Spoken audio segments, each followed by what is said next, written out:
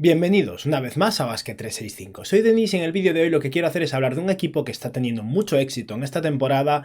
y claramente han cambiado muchas cosas en ese equipo este último año, pero todo viene desde hace un par de años atrás, desde 2019, y es que hubo un cambio de directiva en la cúpula del equipo. La persona que estaba tomando las decisiones desde hacía casi 20 años fue despedida, la cambiaron por el segundo al cargo en ese momento, y es que todo ha cambiado considerablemente para los Washington Wizards en estos últimos 2 años y algo, básicamente desde el momento en el que despidieron a Ernie Grunfeld, que había sido desde 2003 la persona a cargo de la toma de decisiones del equipo, y pusieron como interino en ese momento a Tony Shepard, que había sido el vicepresidente del equipo desde 2003, o sea, había sido el asistente de Ernie Grunfeld desde 20 años atrás básicamente, y la verdad es que Shepard lo está haciendo muy bien desde que ha tomado las riendas del equipo, y quiero hablar sobre todo de los aciertos que ha tenido, también de los 2 errores que ha cometido a lo largo del camino,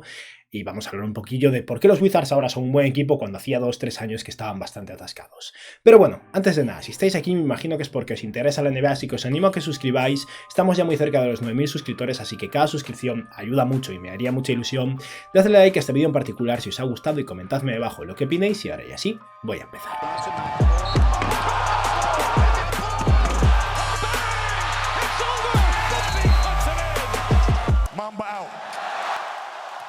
Una cosilla antes de empezar con el contenido del vídeo es que hoy, domingo a las 8 de la tarde hora de España, estaré en directo en Twitch y ya os hablé brevemente de ello ayer en el último vídeo, pero tengo preparado algo diferente para Twitch esta vez. He intentado crear una especie de juego interactivo con vosotros mediante encuestas, a ver qué os parece, pero es eso, me gustaría que el máximo de vosotros que pudiera estar disponible en Twitch hoy a las 8 hora de España lo esté, porque cuanta más gente esté mejor, y quiero probar cómo funciona el juego, si os gusta, si no os gusta, si es un desastre y no lo repito, o si queréis que haga modificaciones y sigamos haciendo cosas en este estilo. Así que eso, si podéis pasaros hoy me haría especial ilusión. Y ahora ya sí, vamos a hablar de los Washington Wizards y vamos a empezar en la temporada 2018-2019, que será la última temporada de Ernie Grunfeld. Lo despidieron en abril de esa temporada, para que entendáis un poco los antecedentes con los que estaba trabajando Tony Shepard, porque el equipo ya estaba bastante constituido y había muchas cosas que trabajar. Así que quiero hablar de los últimos movimientos que hizo Grunfeld para que entendáis el cambio de dinámica, ¿vale? Lo primero que quiero destacar de esa temporada es que al final del año anterior, en el draft de 2018,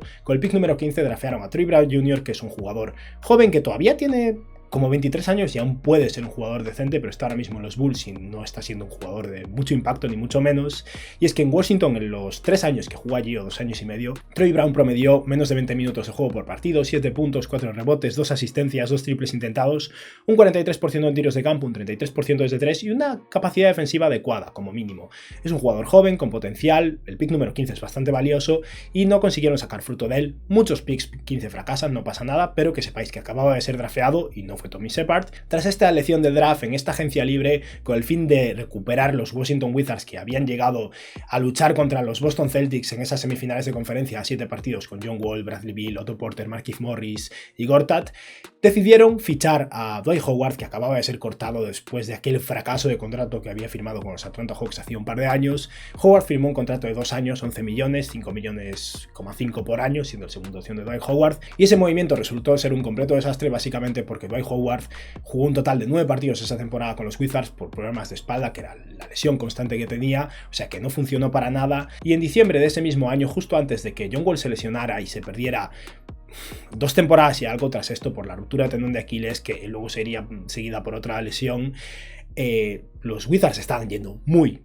mal y decidieron hacer un movimiento agresivo para mejorar esa temporada, un movimiento que a mí me pareció terrible en aquel momento y que me lo sigue pareciendo, y es que intercambiaron con los Phoenix Suns a Kelly Oubre Jr., que estaba en su 4ª temporada en la NBA, era el año que iba a convertirse en agente libre restringido y estaba siendo un jugador joven con buena pinta, junto a Austin Rivers para hacer cuadrar el dinero por Trevor Ariza. Trevor Ariza era ya un señor mayor, lo es todavía más ahora, pero en aquel momento era un veterano que cobraba como $12 millones con los Suns, estuvo solo media temporada allí, y los Suns sacaron a cambio a Kelly Oubre Jr., que luego extenderían por un par de años y acabarían sacando valor de él, y Austin Rivers, al que cortarían. O sea que los Wizards hicieron un alquiler de 1 año de Trevor Ariza, al que perderían al final de la temporada para intentar ser mejores, y unos días después se lesionó John Wall, o sea que se acabaron las esperanzas de este equipo. Pero sea como sea, el intercambio de Trevor Ariza no fue inteligente porque los Wizards no iban a ningún lado y sacrificaron el futuro o de Kelly Oubre Jr., que es mejor que Trevor Ariza a día de hoy, indudablemente, y no es que cobre mucho más de lo que estaba cobrando Ariza en aquel momento, por algo súper cortoplacista. Tras la lesión de John Wall, los Wizards tomaron una decisión adecuada y era salirse del impuesto de lujo y descargar salarios.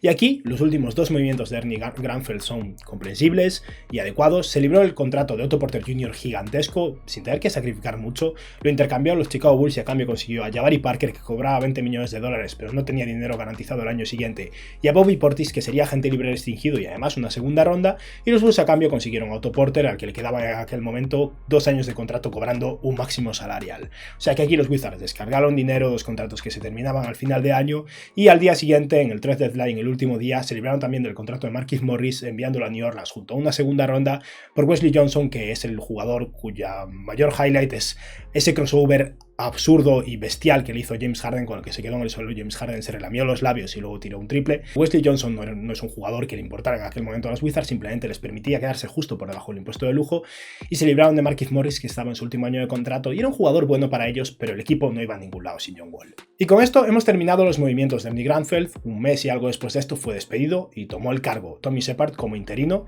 y empezaron movimientos bastante inteligentes por su parte. Justo antes de terminar esa temporada, los Lakers, que se estaban preparando para intercambiar por Anthony Davis, todavía no había pasado, cortaron a Thomas Bryant, que era un jugador al que habían seleccionado en la segunda ronda hacía poco tiempo, y los Wizards directamente lo recogieron del mercado de cortados, digamos, o sea que no le ofrecieron un contrato, sino que heredaron sus derechos para tenerlo por nada, una semana y algo, porque tras esto se irían a la lotería del draft, no irían a playoffs, pero tenía sus derechos de cara a negociar con él, y resultó ser un movimiento muy inteligente porque al principio de la temporada siguiente renovarían a Thomas Bryant por unos 3 años, ahora está en su último año de contrato y luego veremos qué pasa, pero fue un buen center que valió la pena, o sea que empezó con un movimiento ligero, pequeño, pero interesante. Tras esto, draft de 2019, pick número 9, draftean a Rui Hachimura. ¿Podría haber alguna opción más interesante? Posiblemente Cam Reddish podría resultar mejor, pero no está mal. Rui Hachimura ahora mismo está teniendo problemas mentales, no se encuentra bien y no ha jugado en toda la temporada de momento, esperemos que vuelva. En sus 2 primeras temporadas, Hachimura ha promediado 31 minutos de juego, 14 puntos, casi 6 rebotes, 1,6 asistencias, solo 2 triples intentados y un 31% desde 3,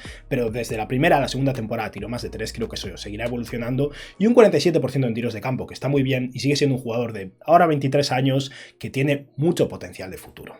Seguimos con los movimientos que hizo Tommy Shepard. No quiero destacar todo, aquí estoy destacando lo bueno y destacaré también alguna cosa mala, las cosas más secundarias que no le importan a nadie, no las quiero mencionar, pero quiero que esto sirva para que comprendáis el cambio de rumbo que planteó Shepard con respecto al líder anterior. Antes hacían cosas como intercambiar a Kelly Oubre Jr. por Trevor Ariza por un alquiler de medio año, y ahora cosas como repescar a Thomas Bryant, invertir en Rui Hachimura, que es una opción interesante en vez de intentar intercambiar ese pick, por ejemplo, y por ejemplo se metieron en el intercambio de Anthony Davis para apoyar y sacar valor a cambio. Los Lakers tenían que hacer hueco y liberar salarios, y los Washington Wizards, por apoyar a los Lakers y aprovechando su margen salarial, porque en agencia libre no iban a conseguir nada, ni iban a ningún lado con John Wall lesionadísimo, intercambiaron con los Lakers y consiguieron el contrato de Mo Wagner, el de Isaac Bonga y una segunda ronda de 2022. Ninguno de estos jugadores salió bien, es verdad, Bonga ahora mismo está en Toronto, Wagner ahora mismo está en Orlando, pero apostaron a 2 jugadores jóvenes a ver si les salían bien y además se llevaron una segunda ronda futura, o sea que es eso, están aprovechando la posibilidad que tienen de conseguir mejorar en los márgenes y de tal vez conseguir un jugador bueno.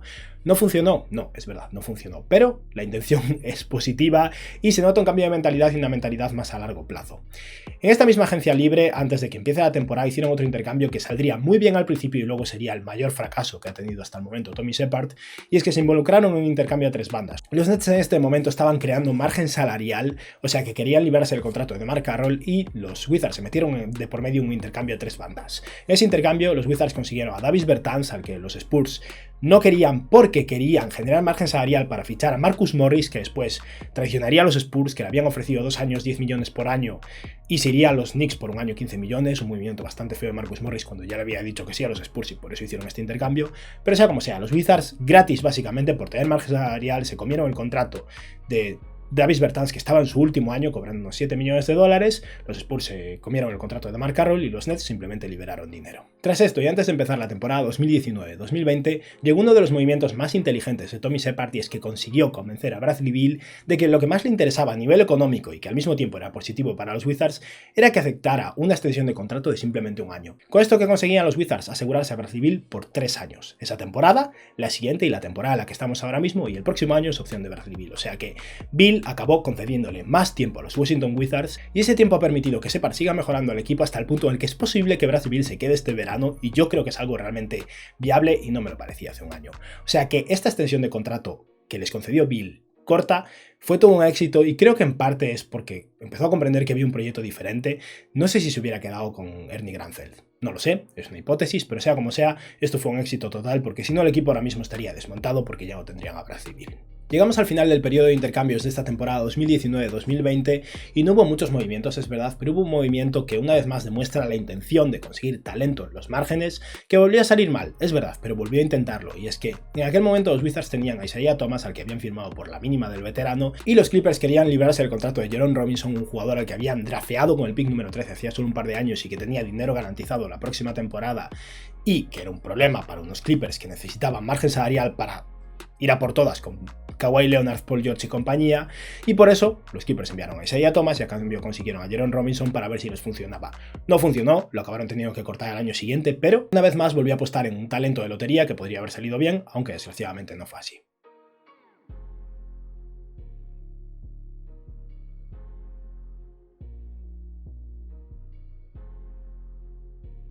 Llegamos a la temporada siguiente, draft de 2020, vuelvan a tener el noveno pick del draft igual que el año anterior, y aquí posiblemente consiguieron un robo, un jugador que se esperaba que pudiera ser el cuarto o quinto pick del draft y cayó hasta el 9 en Deni Avdija. Avdija no obtuvo una muy buena primera temporada y yo culpo de esto en gran parte al entrenador de los Wizards, que todavía no había sido despedido, pero esto cambió esta temporada, como estamos viendo ahora. Avdija ha evolucionado hasta en su segunda temporada, tras haber sufrido una lesión bastante grave en la primera temporada y perderse gran parte de ese primer año de juego.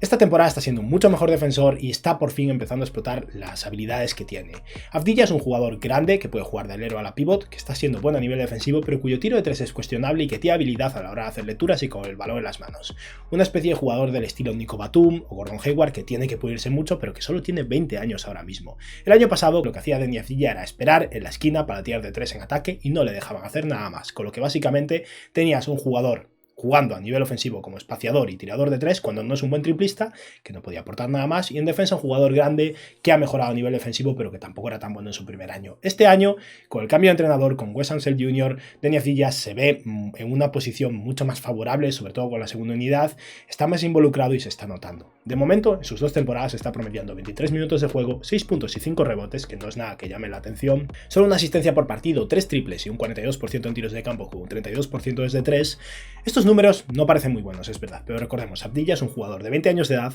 2,6 m de altura, bastante fuerte, que está defendiendo ya a buen nivel y que no para de mejorar a nivel ofensivo y que es inteligente. Avdija va a salir muy bien y fue una muy buena elección en el draft. Pero ahora llegamos al mayor fracaso de Tommy Shepard. Tommy Shepard intercambió de manera muy inteligente, sin sacrificar nada a cambio, por Davis Bertans, que jugó una muy buena primera temporada y es un grandísimo triplista, y literalmente grandísimo, mide 2,8 m, pero Bertans se consiguió un contrato excesivo. La cifra es demasiado, es verdad. Bertans extendió su contrato con los Wizards por 5 años y un total de, creo que 80 millones, son unos 16 millones por año. 16 millones por año por un triplista de élite son cifras inferiores a Duncan Robinson, Joe Harris, aunque me parezca un poco peor Bertans. El mayor problema de este contrato es que dura 5 años. El último año solo tiene una parte garantizada, pero si hubieras tenido a Bertans por 3 años, 50 millones, me hubiera parecido mucho, pero hubiera sido mejor. La idea era asegurarse un triplista de élite por muchos años y que a la larga les saliera bien. Es un contrato plano, o sea que cada vez va a pesar menos en el margen salarial del equipo, pero sea como sea, fue un error. Eso es verdad y es el mayor fracaso de Tommy Shepard, porque además lo va a tener difícil para librarse de Bertans, porque no creo que nadie lo quiera. Bertans es muy malo en defensa, solo aporta tiro de 3 y nada más. ¿Es muy bueno desde 3? Sí, pero es lo único que puede hacer. Si tiene un día malo desde 3, es mejor que no lo juegues. De momento, Bertans en las 3 temporadas que lleva en Washington ha promediado 27 minutos de juego, 13 puntos, menos de 4 rebotes, poco más de una asistencia, 8 triples intentados y un 41% desde 3, eso es muy bonito, y un 42% en tiros de campo. Pero lo cierto es que Bertans es un jugador que muchas veces resta más de lo que suma, o está muy bien desde 3, o con las carencias defensivas que tiene y nada que aporta en ataque, aparte despaciado, puede llegar a ser un problema. Pero después de esto llegaron los mejores movimientos de Tommy Shepard. Para empezar, recordemos, pongámonos en contexto. Entiendo que John Wall le gusta a mucha gente y que muchos estáis deseando que sea intercambiado de Houston para ir a algún otro equipo y que juegue, y es comprensible, pero la realidad es que en este momento, desde el momento en que Tommy Shepard ha tomado las riendas del equipo que lleva ya como un año y medio más o menos. John Wall ha estado lesionado y es una incógnita total, no ha vuelto a jugar todavía, ha tenido una lesión de rodilla, luego se rompió el tendón de Aquiles, era un jugador que se basaba en ser muy rápido y muy atlético para ser un buen defensor y un gran jugador. A la hora de finalizar cerca del aro nunca ha sido un buen tirador, lo cual perjudica todavía más el prospecto de que John Wall salga bien, ¿no? Y con esta incógnita, con la salud de John Wall, Tommy Shepard consiguió intercambiar a John Wall por Russell Westbrook, teniendo que sumar solo una primera ronda de 2023 protegida en la lotería, o sea que en el supuesto de que los Wizards perdieran a Bradley Beal y fuera un desastre, si estuvieran en la lotería ni siquiera perderían su pick. Este intercambio fue un robo de entrada, a mí me lo pareció claramente, tenía sentido para ambas partes, los Rockets conseguían un pick y ya no querían a Russell Westbrook porque tras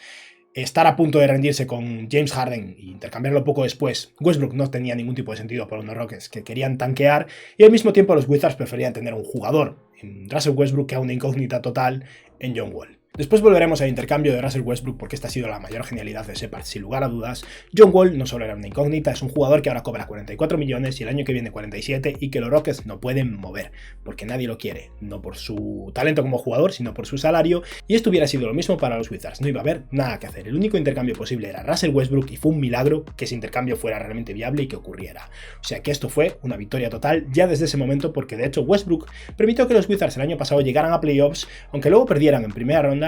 Llegaron a playoffs y creo que esto ayuda un poco más a convencer a Bradley Beal de que la situación no está tan mal. Pero después de un muy buen intercambio en ese momento, llega el trade deadline de esta temporada y hicieron otro movimiento muy bueno. ¿Recordáis a Troy Brown Jr., pick número 15 del draft, antes de que Tommy Shepard tomara el control y un jugador con buena pinta pero que no acababa de explotar? Pues los Wizards se involucraron en un intercambio a 3 bandas en ese trade deadline y sacaron oro. El intercambio fue los Wizards recibiendo a Daniel Gafford y Chandler Hutchinson, al que después enviarían junto a una segunda ronda a los Spurs el verano pasado para librarse de él, pero Daniel Gafford.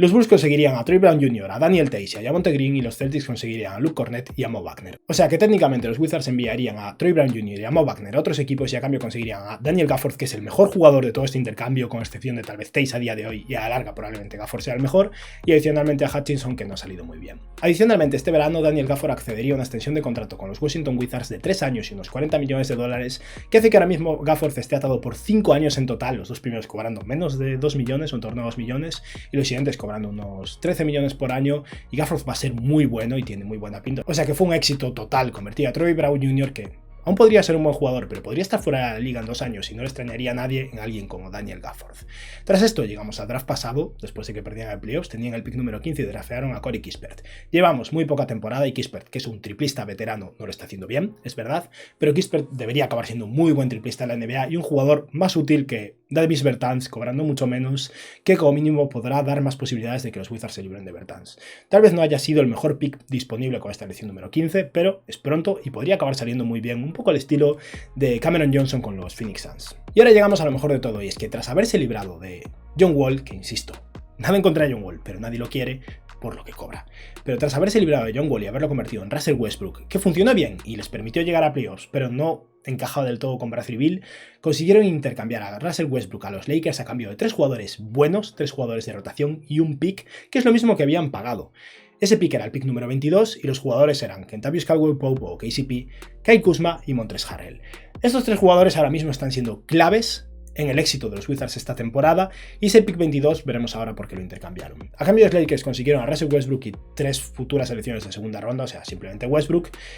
Y es eso, Caldwell-Pope es un jugador al que le quedan un par de años de contrato, cobrando un contrato adecuado que podrían mover si quisieran para algún equipo que quiera ganar, porque Caldwell-Pope ayuda a ganar partidos. Lo mismo para Kyle Kuzma, que está jugando muy bien, tiene un par de años de contrato más, y si quisieran intercambiarlo podrían sacar valor por él. Y Montrezl Harrell está en su último año de contrato, o sea que les libraría salario si quisieran al final del año, y ahora mismo está siendo un jugadorazo para los Wizards y un jugador clave, y un muy probable candidato a ser el sexto hombre del año, o sea que convirtieron a Westbrook en 3 jugadores útiles y buenos. Y después ese pick 22 en que lo convirtieron en un pick un poco más tardío y otro jugador útil y bueno, y es que intercambiaron con los Indiana Pacers ese pick 22 que sería Isaiah Jackson, que de momento no está jugando en los Pacers, está tocado no sé si de la rodilla o algo así, pero puede acabar siendo un buen jugador, y a cambio consiguieron a Isaiah Todd con el pick número 31, jugador que no me encanta de todo en los Wizards porque es otro pivot muy bueno desde 3 que se va a estorbar con Rui Hachimura, con Kyle Kuzma, con Davis Bertans, incluso con Deni Avdija, pero es un jugador joven que podría seguir muy bien, y Aaron Holiday, un jugador que no había funcionado en Indiana de momento, está empezando ahora su 4ª temporada, un base bueno a nivel defensivo y hermano de Drew y Justin Holiday, y que está de momento tirando muy bien de 3 en minutos limitados, eso es verdad, pero está teniendo buena pinta y puede acabar convirtiéndose en un base suplente interesante para este equipo. O sea que convirtieron ese pick 22 en un jugador interesante de rotación y un pick 31 que no está nada mal. O sea que los Wizards partieron de John Wall y un pick y los convirtieron en 4 jugadores de rotación y un pick cuando los Rockets no tienen nada que hacer con John Wall ahora mismo. Y para finalizar todo esto, consiguieron también a Spencer Dinwiddie, al que involucraron en un sign and trade de 5 equipos, pero el resumen es que Dinwiddie básicamente se fue a los Wizards a cobrar unos 20 millones por año por 3 años y Dinwiddie está siendo clave. ¿Por qué? Para empezar, porque Brad Beal es muy bueno, pero no es un jugador que realmente funcione bien como creador para el resto de jugadores o como ese base puro que asenta el campo. Dinwiddie es muy inteligente, es una persona realmente inteligente y sí que opera muy bien en este aspecto. De momento en esta temporada está promediando 30 minutos de juego, casi 16 puntos, 5 rebotes y casi 6 asistencias, 5,6 triples intentados, un 42% en tiros de campo y un 36% desde 3, y Dinwiddie creo que va a mejorar su producción progresivamente, pero ya está siendo bueno a día de hoy y es otro jugador de rotación interesante que han unido a este grupo ya bastante abundante de jugadores que hacen que los Wizards sean ahora uno de los equipos más profundos de la NBA, un equipo competitivo y al mismo tiempo un equipo con la flexibilidad de que si pierden a Brad Beal este verano porque decidirse otro equipo, pueden desmontar todo el equipo porque todos los salarios son intercambiables, pueden sacar valor de todos y tanquear al 100% si les hace falta o seguir siendo un equipo competitivo y buscar una alternativa cuando antes estaba todo volcado en 2 jugadores cobrando muchísimo dinero. Y como pieza final, no es que sea muy importante de momento, pero un jugador que a mí personalmente me gustaba mucho en el draft y no fue seleccionado, en Joel Ayayi, firmó un contrato dual al principio de la temporada con los Lakers y lo cortaron porque se lesionó y los Lakers quieren un jugador de impacto inmediato y los Wizards lo repescaron y está en un contrato dual con los Wizards y creo que Ayayi puede acabar siendo un jugador interesante, pero esto ya es la guindilla final, ¿no? Y bueno, con esto hemos finalizado ya de hablar un poco sobre el recorrido que lleva Tommy Shepard, cómo ha reconvertido totalmente a los Wizards en cosa de 2 años y medio. Y nada, espero que os haya gustado el vídeo, nos vemos en unas horas en Twitch si os apetece, os recuerdo que será a las 8 y que tengáis un buen día. Adiós.